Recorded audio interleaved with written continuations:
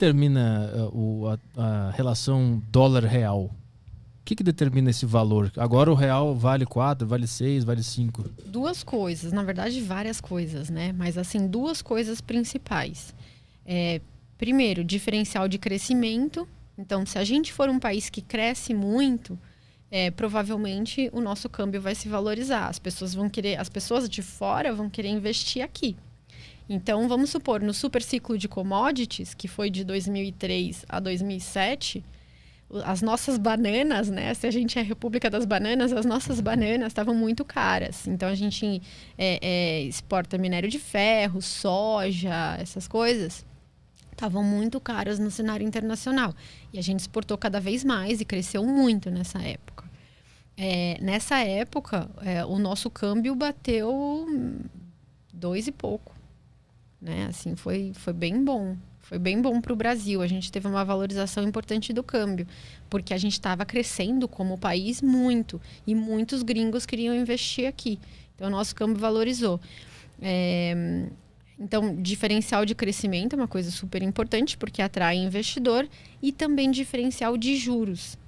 Então, se o nosso país estiver pagando muito juro na dívida, né, na renda fixa, o gringo também olha e fala assim, vou investir com um juro de 10%. Legal, aqui nos Estados Unidos o juro é 1,5%, é 0 muitas vezes. Aí ele manda o dólar para cá. Manda o dólar para cá. Aí valoriza o nosso câmbio. Eu quero entender assim, o que determina o valor ali? É um software? É um mercado? É o mercado. Quem que escreve lá agora vale 5,20? Todos nós. Imagina que... Vamos tentar imaginar a imagem física e depois a gente passa isso para digital, né? Mas imagina que tem 3.000 pessoas dentro de um galpão negociando dólar. Então, eu falo para você, eu te dou R$5 por dólar, por cada dólar. Aí você fala assim, não, eu te vendo... eu não quero R$5, eu quero R$6. Aí a gente vai negociar. Aí sai negócio entre a gente. Então você já vai embora da roda. Aí vai outro cara. Não, eu também quero comprar dólar. Aí outra pessoa vai ofertando. Né? E aí só que acontece exatamente isso, só que na bolsa, que é uma coisa digital. Então tem uma fila de ordens de pessoas, empresas, CNPJs que querem comprar e uma fila de ordem de venda. E eles vão colocando os preços e quando os preços estiverem parecidos, sai negócio. Então é que nem comprar ação. É exatamente igual a comprar ação. E é isso que determina um home broker. O preço. São cidadãos negociando dólar. É isso que determina. Eu achei que tinha outras coisas envolvidas. Eu nunca imaginei que era... É igualzinho que era um cara de sunga em casa comprando. É um cara de sunga, claro. Em Maldivas, né? Geralmente, esses caras são... o cara fazendo day trade. O cara faz day trade. Nossa, muita gente. Eu, inclusive, quando eu comecei na mesa de operações, eu comecei com cupom cambial, que é a forma brasileira de você negociar dólar. Então, eu fazia day trade de cupom cambial.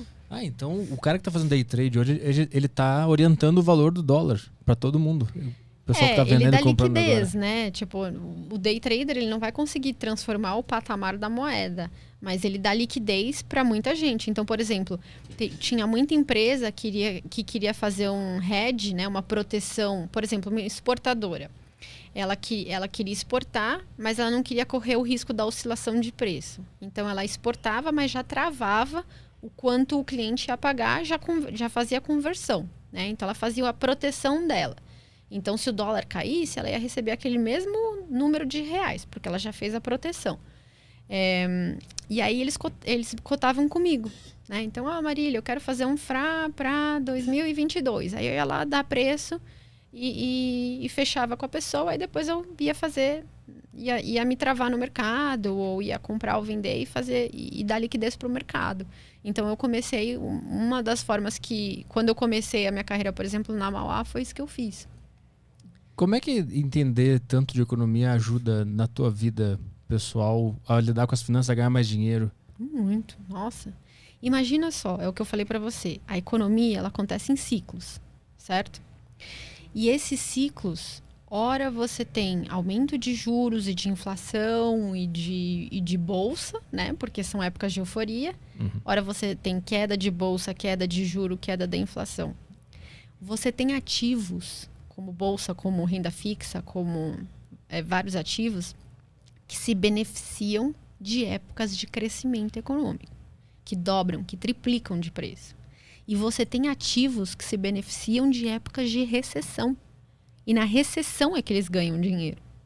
Então, se você sabe a hora certa de entrar no ativo certo, você ganha muito mais dinheiro. Mas como é que tu consegue analisar em que momento do ciclo a gente está agora? Como é que tu sabe olhando a economia. Então, por exemplo, a gente veio 2016, né? A gente tinha vindo de uma economia que estava com aumento de inflação muito alta e recessão, né? Recessão econômica. A gente teve 2 anos seguidos de crescimento baixo e recessão.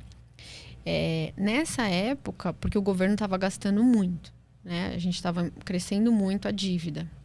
Os investidores não queriam investir no Brasil, porque era muito arriscado, a gente estava aumentando muito nossa dívida. Então, as taxas de juros do mercado futuro, né, as taxas de juros de 10 anos do Brasil, chegaram a bater 16,5%. O que é taxa de juros futura? Eu quero visualizar isso. É uma taxa de juros para um vencimento futuro. Então, vamos supor, eu quero investir no título do governo por 10 anos. Vai ter uma taxa para isso. Vamos supor, 16,5%. Uhum. Então, em 2016, a taxa para você investir num título do governo, que o governo te pagava para você investir por 10 anos, era 16,5%. Uhum. Aí veio o impeachment. O Temer controlou o fiscal, reduziu as despesas, fez o teto de gastos, fez a reforma trabalhista, reduziu o papel do BNDES, que ajudou bastante, e controlou a inflação com o Banco Central da equipe do Ilan. As taxas de juros começaram a cair. E chegaram em 2019, aquelas mesmas taxas que estavam 16,5%, caíram para 6,5%. E tem títulos que, quando a taxa de juro cai, eles ganham muito. Então, nesses anos, a rentabilidade média de um título do governo de 10 anos, foi de 10 anos não, de 20 anos, foi de 30% ao ano. Imagina isso.